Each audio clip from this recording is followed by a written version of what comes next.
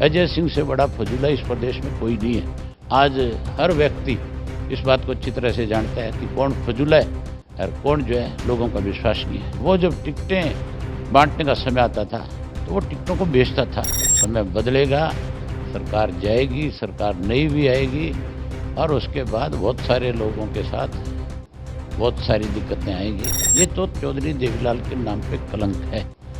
अगर ये चौधरी देवीलाल के राजनीतिक वारिस होते तो फिर इस आंदोलन में सबसे पहले सत्ता की ठोकर मारा करके बैठते। कांग्रेस की बात आपने की। कांग्रेस जब अविश्वास प्रस्ताव लेके आई थी तब भी हमारे लगातार कांग्रेस के नेताओं से बात हो रही थी। उन्होंने कहा कि अभय सिंह चौटाला सरकार के साथ साठगांठ करके इस्तीफा देके गए ताकि उनको जवाब न देना। लेकिन इनका स्वागत पता है कैसे करते हैं आजकल?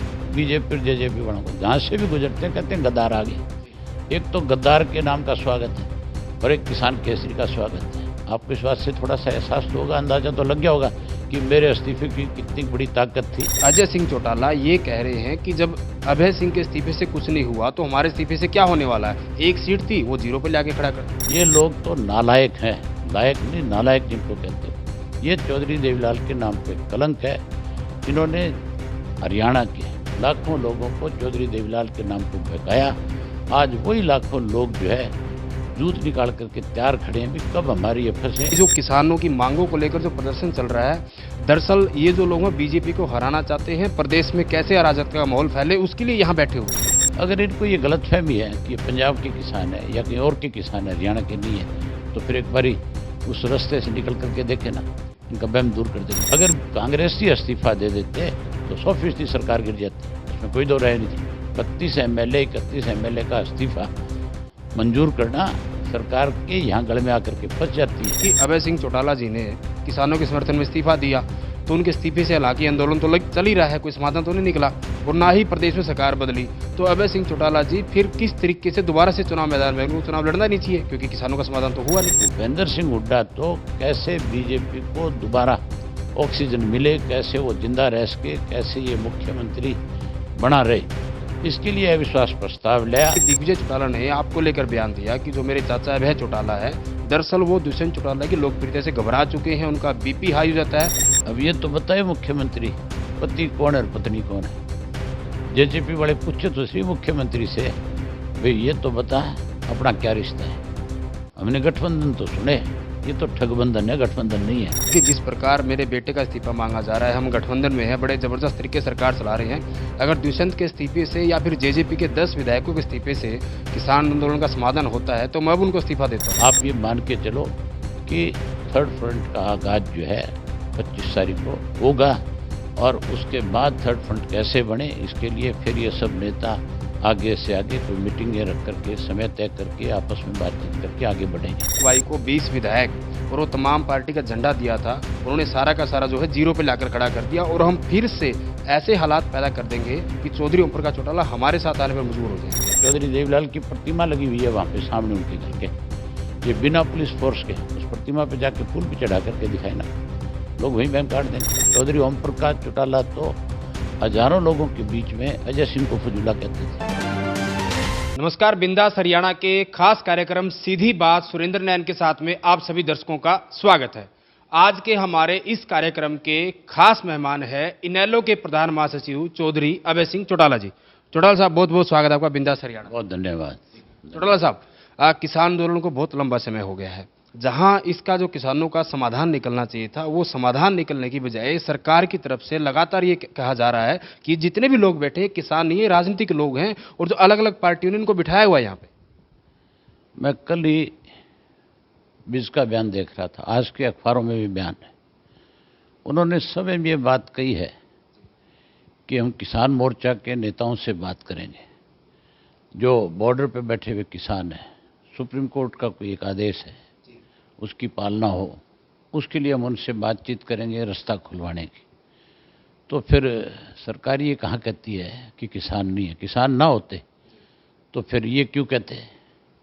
करनाल के अंदर पहले लाठीचार्ज किया और उसके बाद जब वहाँ हजारों किसान पहुँच गए तो जो सरकार किसान को किसान नहीं मान रही थी उसने उस किसान के आगे सरेंडर करने का काम किया, उससे माफिया मांगी और उनकी हर मांग को मानने का काम किया। और बारी बारी से ये कहा कि हम किसान साथियों से आग्रह करेंगे, हम किसानों से आग्रह करेंगे कि कोई इस तरह का विवाद ना हो जिससे हालात और ख़राब हो जाए। तो एक तरफ तो किसानों को किसान नहीं कहते और दूसरी तरफ जब इनके गले में आकर के फंस करके खड़ी हो जाती है, फिर 1 मिनट में किसान मान लेते हैं। जिस दिन गन्ने का दाम बढ़ाया इन्होंने, थोड़ा सा 10 रुपये के दाम बढ़ाया, उस दिन मुट्ठी भर लोगों को बुला करके मुख्यमंत्री ने कहा कि देखो मेरे को किसानों ने आकर के सम्मानित किया। वो किसान नहीं थे, एक्चुअल में वो लोग जो मुख्यमंत्री के आवास पे गए थे वो सारे के सारे इसके बीजेपी के और आरएसएस के लोग थे। उनका खेती से कोई सरोकार नहीं था। आपने उनमें देखी होगी, उनमें तो सिर्फ फ़ोटो खिंचाने की होड़ लगी हुई थी। किसान फ़ोटो नहीं खिंचाता, किसान तो अपनी बात मजबूती के साथ रखता है। अगर वहाँ किसान गया होता तो मुख्यमंत्री को खुल करके एक बात कहता कि ये 10 रुपये भाव बढ़ा करके तो हमें अपमानित करने का काम करता है। वो वहीं ठोकर मार के आ जाता उस 10 रुपये को और मुख्यमंत्री को एहसास करा के आता। वो नहीं थे किसान तो सारे के सारे जो हैं आज इस आंदोलन के साथ जुड़े हुए हैं। एक छोटी सी काल के ऊपर लाखों की संख्या में किसान इकट्ठा हो जाता है। आपने देखा नहीं, जहाँ बीजेपी और जेजेपी के लोग जाते हैं तो उनका किस तरह से विरोध किया जाता है। जब विरोध करते हैं तब मानते हैं कि नहीं मानते हैं कि किसान है, तब कहते हैं मुट्ठी भर लोग हैं, तब ये कहते हैं कि किसी पार्टी के हैं। तब उनको वो एहसास करा देते हैं कि हम वो लोग हैं जिन्होंने तुम जैसे लोगों को गलती से चुन करके भेज दिया था, तुम जैसे लोगों के बहकावे में आकर के हमने वोट डाल दिया था, अब हम तुम्हें एहसास कराने आए हैं।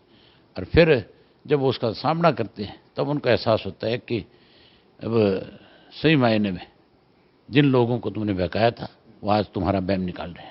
सर, जब पंजाब के सीएम का बयान आया, उस बयान के बाद हरियाणा के मुख्यमंत्री और हरियाणा के गृह मंत्री ये कह चुके हैं, अब ये साफ हो चुका है जो हम लगातार पहले से कह रहे थे कि सारे के सारे जो किसान हैं वो पंजाब के हैं और पंजाब सरकार ने इनको यहाँ भरवाने के लिए बैठा है, जबकि हरियाणा के किसान तो मुट्ठी भर हैं। ज़्यादातर जो काम खराब कर रहे हैं हरियाणा में कोई पंजाब के लोग हैं, ऐसा भी बयान दिया गया।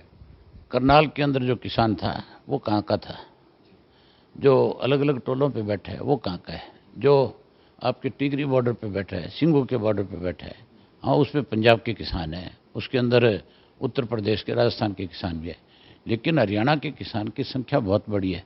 अगर इनको ये गलतफहमी है कि ये पंजाब के किसान है या कहीं और के किसान है, हरियाणा के नहीं है, तो फिर एक बारी उस रास्ते से निकल करके देखे ना, इनका वहम दूर कर देंगे।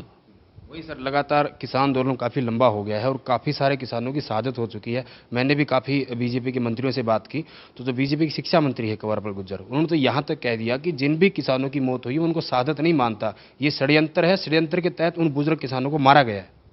तो फिर इन्होंने जो है वो गुर्जर तो ये कहता है, कृष्ण अपना कंवरपाल गुर्जर तो, कि ये किसान नहीं है, जो शहादत हुई है ये सब उसको किसान नहीं मानते, षड्यंत्र कह रहे हैं।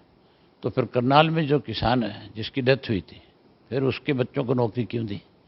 फिर उन्होंने जिन किसानों के चोटें हैं उनके मुआवजे की हाँ क्यों भरी? तब इनको नहीं लगता कि ये कौन है, तो फिर उनको भी षड्यंत्रकारी कह करके इनको कहीं इग्नोर करना चाहिए था। फिर देखते तमाशा फिर क्या होती इनके साथ।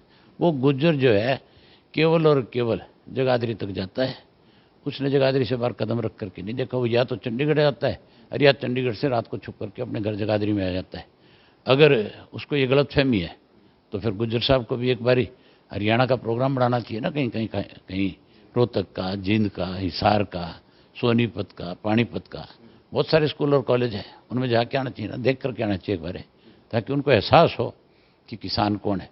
वो स्वयं भी एक किसान के घर में पैदा हुआ है, उसको इस बात का अच्छी तरह से पता है कि आने वाले चुनाव के अंदर ये किसान तुझे बहुत अच्छा सबक सिखाने का काम करे। वहीं सर हम कृषि मंत्री की बात करें जेपी दलाल की, उनकी तरफ से भी बहुत बड़ा बयान दिया गया। उन्होंने कहा कि जो किसानों की मांगों को लेकर जो प्रदर्शन चल रहा है, दरअसल ये जो लोग हैं बीजेपी को हराना चाहते हैं, प्रदेश में कैसे अराजकता का माहौल फैले उसके लिए यहाँ बैठे हुए हैं। अराजकता तो बीजेपी जेजेपी स्वयं फैलाना चाहती है, ये तो किसान का संयम है, ये तो किसान ही शांतिपूर्वक ढंग से इन सब चीज़ों से निपटना चाहता है। इन्होंने अपनी तरफ से कोई कसर नहीं छोड़ी, इन्होंने अपनी तरफ से हर तरह के प्रयास, हर तरह के अच्छे हथकंडे अपनाए हैं, लेकिन किसान नहीं चाहता कि इस प्रदेश का माहौल खराब हो।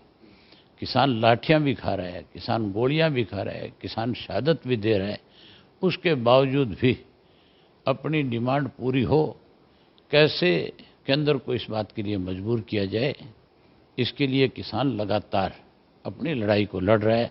ये गलतफहमी पाल रहे हैं, ये कहीं इस गलतफहमी में है कि हम इनको डंडे से दबा लेंगे, हम इनको गोलियों से मार करके दबा लेंगे, हम कोई दहशत फैला करके इनको यहाँ से खड़ा कर देंगे। ये बहुत बड़ी गलतफहमी है।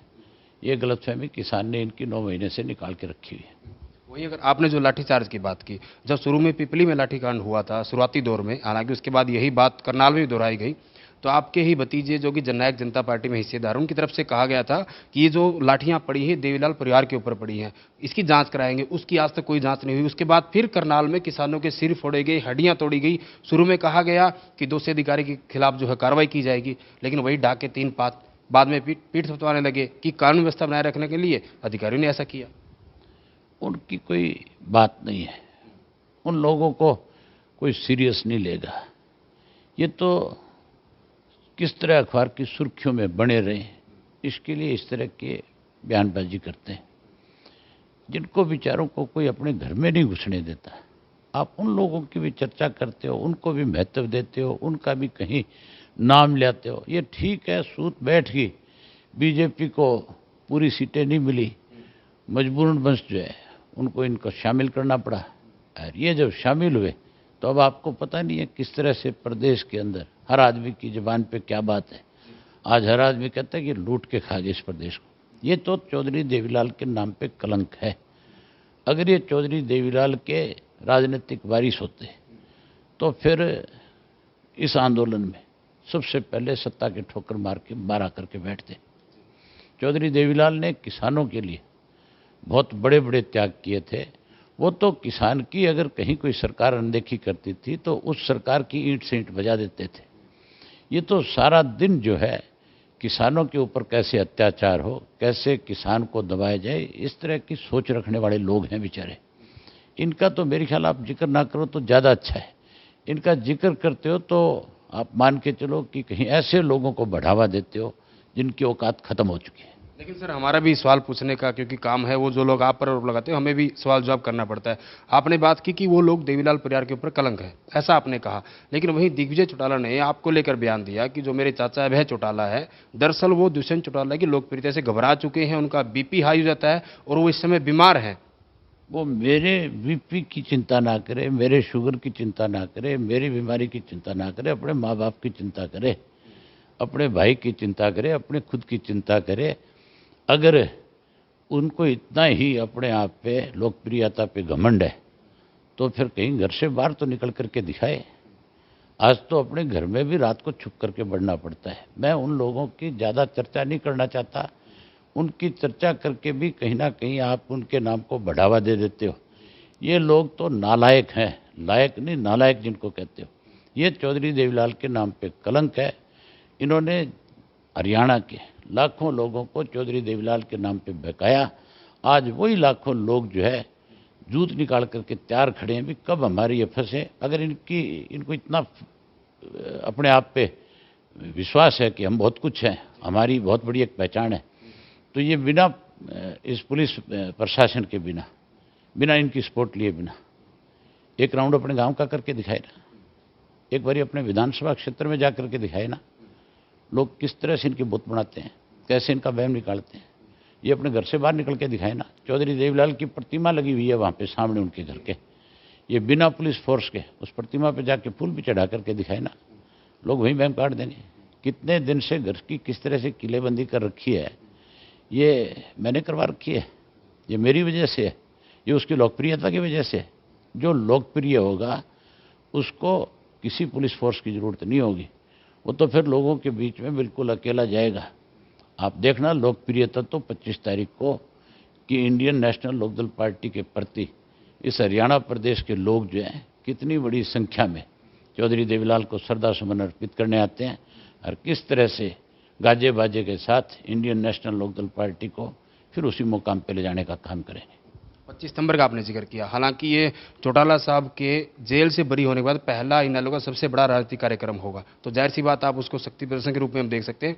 वहीं अजय सिंह चौटाला की फिर उनका नाम आ गया। उनकी बात करें तो उन्होंने कहा कि जिस तरीके से मैंने मेरे भाई को 20 विधायक और वो तमाम पार्टी का झंडा दिया था, उन्होंने सारा का सारा जो है जीरो पे लाकर खड़ा कर दिया और हम फिर से ऐसे हालात पैदा कर देंगे कि चौधरी ओम प्रकाश चौटाला हमारे साथ आने पर मजबूर हो जाएंगे। अभी ताज़ा बयान उनका है। उसके तो कई बयान आते हैं, मैंने उसके कई सारे बयान पढ़े। उसने तो हमारे अध्यक्ष के बारे में भी ये कहा कि चौधरी ओम प्रकाश चौटाला जी जो है उसको एक वक्त में कहते थे कि ये कुछ नाम लिया था उसने इस तरह का कि ये फजूला है, फजूला लोग है, ये फजूला है। और उस फजूलों के आज उन्होंने अपनी पार्टी का अध्यक्ष बना रखा है। चौधरी ओम प्रकाश चौटाला तो हजारों लोगों के बीच में अजय सिंह को फजूला कहते थे। उससे बड़ा फजूला कोई नहीं था जिसने पार्टी में रह करके पार्टी के साथ भित्रघात करने का काम किया था। उसने तो, हम लोग तो उसको ताकतवर बनाना चाहते थे, हम तो कहीं उसकी पहचान बनाते थे। और वो जब टिकटें बांटने का समय आता था तो वो टिकटों को बेचता था। ये आरोप मैं नहीं लगाता, ये आरोप हर व्यक्ति लगाता है। और 4-5 टिकटें जिनको पैसे लिए उसने, उन लोगों ने तो यहाँ तक भी कहा कि हम प्रेस कॉन्फ्रेंस करेंगे और हम लोगों के सामने सारी पोल इनकी खोलेंगे, हम उजागर करेंगे। फिर उनके पैर पकड़े, फिर उनको पैसे दिए, आधे अधूरे पैसे दे करके उनको कहीं रोकने और मनाने का काम किया। जो फजूले हैं वो किसी पर आरोप लगाएं तो पहले अपने गिरबान में झांक करके देख लेना चाहिए। अजय सिंह से बड़ा फजूला इस प्रदेश में कोई नहीं है। आज हर व्यक्ति इस बात को अच्छी तरह से जानता है कि कौन फजूला है और कौन जो है लोगों का विश्वास नहीं है। लेकिन सर वो तो आपको फजूला बता रहे हैं, क्योंकि वो ये कह रहे हैं कि जिस प्रकार मेरे बेटे का इस्तीफा मांगा जा रहा है, हम गठबंधन में हैं, बड़े ज़बरदस्त तरीके से सरकार चला रहे हैं, अगर दुष्यंत के इस्तीफे से या फिर जेजेपी के 10 विधायकों के इस्तीफे से किसान आंदोलन का समाधान होता है तो मैं अब उनको इस्तीफा देता हूँ। इस्तीफा मांग कौन रहा? मैं तो नहीं मांग रहा। कांग्रेस के लोग और किसान ये मांग रहे हैं। सुन तो लो, मैंने तो एक दिन भी नहीं कहा कि तुम इस्तीफा दे दो। मैंने तो कांग्रेस वालों को कहा कि मैंने इस्तीफा दिया, तुम भी इस्तीफा दो, सरकार पे दबाव बढ़ेगा, अपने आप ही सरकार गिर जाएगी। इस्तीफा तो लोग मांग रहे हैं कि नहीं मांग रहे हैं? जिन लोगों ने इनको विधायक चुना था, जिन लोगों ने इनको वोट दिया था, आज इस्तीफा वो मांग रहे हैं। अगर आज राइट टू रिकॉल होती तो हर हालत के अंदर ये लोग आज जो है उस विधायक पद से मुक्त हो जाते हैं। आज उस राइट टू रिकॉल के तहत इनके इस्तीफे हो जाते हैं। ये तो हमारे यहाँ कानून इस किस्म के नहीं बने। चौधरी देवीलाल की तो सोच थी, वो तो ये चाहते थे कि राइट टू रिकॉल बने ताकि कोई भी व्यक्ति किसी का वोट लेकर के उसके साथ अगर धोखा करता है, कोई अगर अपनी कई भी बात पे खरा नहीं उतरता तो उसको वापस बुलाने का काम करे। अगर आज राइट टू रिकॉल होती तो इनका वहम निकल गया था। आपने इस्तीफे की बात की, आपने किसानों के हित में इस्तीफा दिया और विधानसभा से बाहर निकले आप इस्तीफा देकर। लेकिन अजय सिंह चौटाला ये कह रहे हैं कि जब अभय सिंह के इस्तीफे से कुछ नहीं हुआ तो हमारे इस्तीफे से क्या होने वाला है? एक सीट थी वो जीरो पे लाके खड़ा कर दी। उस सीट का उपचुनाव होगा। क्यों डर के भाग रही है सरकार? क्यों नहीं करा रही चुनाव? क्यों कांग्रेस जो है सरकार के साथ मिल करके आज तक एक बारी भी डिमांड नहीं कर रही कि इलाहाबाद का उपचुनाव होना चाहिए? दोनों आपस में मिले हुए हैं, दोनों नहीं, आज जेजेपी, बीजेपी और कांग्रेस तीनों मिले हुए हैं। इनका बैम निकाल देंगे इलाहाबाद के लोग जो है। जिस दिन भी उपचुनाव होगा उस दिन देखना इनकी किसी की जमानत भी अगर बच जाए तो। मेरे इस्तीफे से किसान आंदोलन को जो बल मिला, आज उसी का नतीजा है कि इनको कोई घर से बाहर नहीं निकलने देता है। अभी भी इनको कोई गलतफहमी है, अभी भी ये तुम्हारे जैसे साथियों के सामने बैठ करके इंटरव्यू देते हैं, बात करते हैं, कहते हैं। तुम लोगों के बीच में जा करके एक बारी भी कहो ना कि भाई ये गलत है सारा का सारा आंदोलन जो है, तब जा करके पता लगेगा। लोगों के बीच में जाते दफ़ा तो 100 बारी सोचना पड़ता है। छुप के जाते हैं, रात को जाते हैं, घर से बाहर नहीं निकल सकते। दिन में कहीं बाहर निकल जाएं, कहीं प्रोग्राम बना करके जाएं। पिछले दिनों मैंने एक अखबार में न्यूज़ पढ़ी थी, कहीं अजय सिंह जी ने प्रोग्राम बना लिए थे अलग अलग जिलों के कि मैं जिले वाइज जा करके बैठक करूँगा। गया नहीं। फिर क्यों नहीं गया? नहीं गया नहीं। जाना चाहिए था कि नहीं जाना चाहिए था? हम तो सारी जगह जाते हैं, हमें तो कोई नहीं रोकता। मैं तो हर गांव में भी जाता हूँ, मैं तो हर बैरियर पे भी जाता हूँ, मैं तो हर जो आपके ये टोल बने हुए हैं इन पे भी जाता हूँ। मैं तो जहाँ भी जाता हूँ लोग मेरा स्वागत करते हैं। लोग मेरे जाते मुझे कहते हैं कि हमारी शान आ गई, हमारी ताकत आ गई। ये जाके खड़े होकर दिखाए ना, किसी टोल के ऊपर से निकल कर तो दिखाए। इनका सबका वहम काट रखा है लोगों ने। ये कोई मैंने थोड़ा ही करा रखा है, ये उन्हीं लोगों ने किया है जिन लोगों ने इनके ऊपर कहीं भरोसा किया था। आज वही लोग इनकी तसल्ली करा रहे हैं। बिल्कुल, आपने किसानों के समर्थन में जो है अपना इस्तीफा दिया और किसानों ने किसान केसरी अवार्ड से आपको सम्मानित भी किया, नवाजा भी, और जहां जहां आप गए आपका स्वागत भी किया गया। लेकिन कांग्रेस की बात आपने की, कांग्रेस जब अविश्वास प्रस्ताव लेके आई थी तब भी हमारे लगातार कांग्रेस के नेताओं से बात हो रही थी। उन्होंने कहा कि अभय सिंह चौटाला सरकार के साथ साठगांठ करके इस्तीफा देके गए ताकि उनको जवाब ना देना पड़े। आपने भी इससे पहले एक बात करी थी कि मुझे तो किसानों ने, लोगों ने, प्रदेश के ने किसान केसरी के नाम से मुझे नवाजा, मेरा स्वागत किया।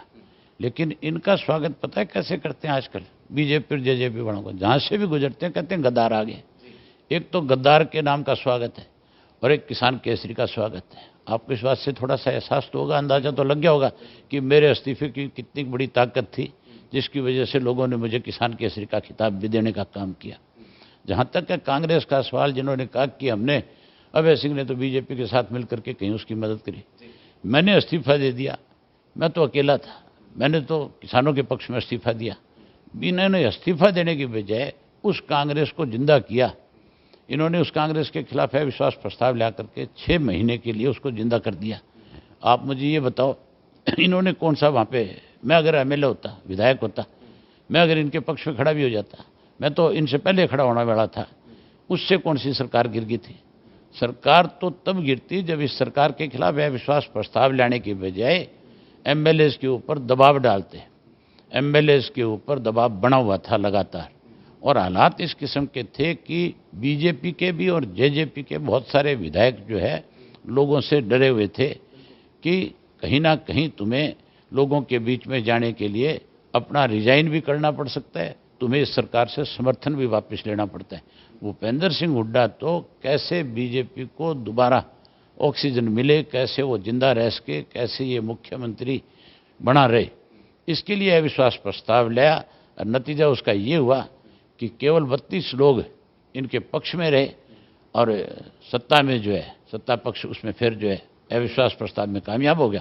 और कामयाब होने की वजह से जिनको डर और भय था वो भयमुक्त हो गए। वहीं इलाहाबाद, उनको अंदाजा हो गया, उनको इस बात का पता लग गया कि अभी 6 महीने सरकार जाने वाली नहीं है। अब की बार नहीं ले आए विश्वास प्रस्ताव। अब की बार एक बार भी भूपेंद्र सिंह हुड्डा ने जो है, जितने इनके घोटाले हुए थे उन सब के ऊपर काम रोको प्रस्ताव क्यों नहीं दिया?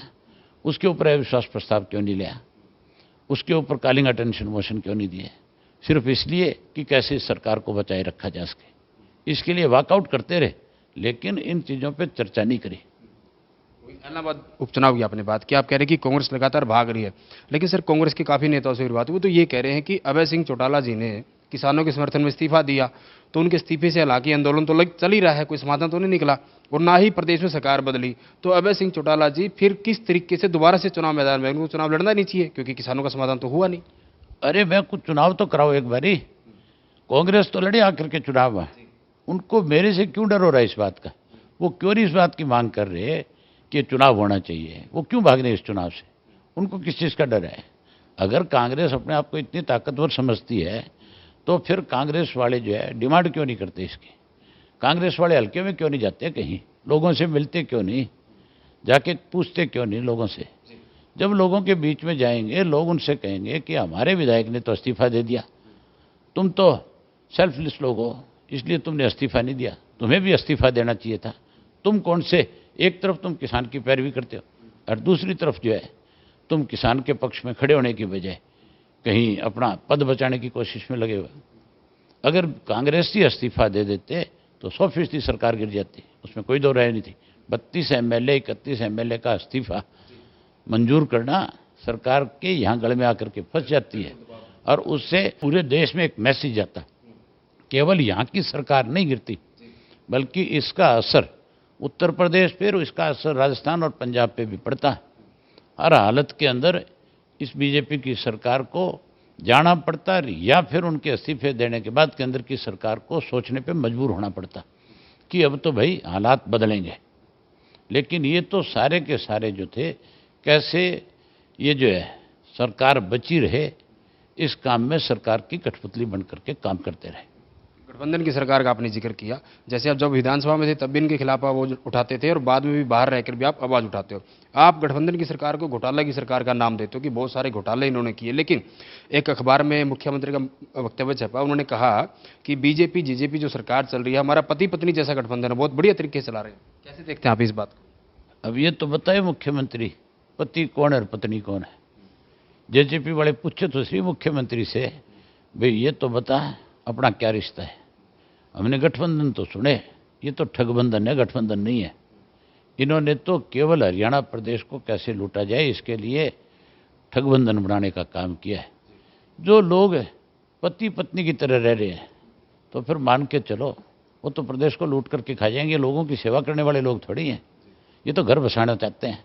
ये घर बसा करके इस प्रदेश को लूटना चाहते हैं।